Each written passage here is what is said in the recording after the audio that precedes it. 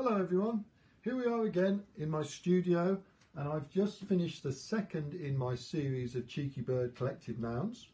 This one is a Flamboyance of Flamingos. A lot of people have been commenting and asking where's the odd one out, like in the gaggle of geese, and of course I didn't feel the need to repeat that gag in every single one. This mosaic is essentially about the gangliness of the flamingos, in particular their necks. In fact, flamingos can be rather elegant when they're in flight, but when they're en masse like this, they do look rather gangly. There's lots of dichro in the necks to highlight them, and I've added some red salmon ones and some purple to break up the flatness of that pink.